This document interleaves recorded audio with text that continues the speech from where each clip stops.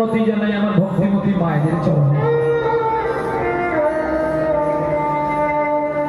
তারপরে প্রণাম জানাই আমার পিতৃগণের চরণে। এখানে প্রশ্ন করে বলবে যে বাবা তো বড়, কেন তুমি মাকে আগে প্রণাম করবে? কিন্তু শাস্ত্র বলেছে মা তো বড়।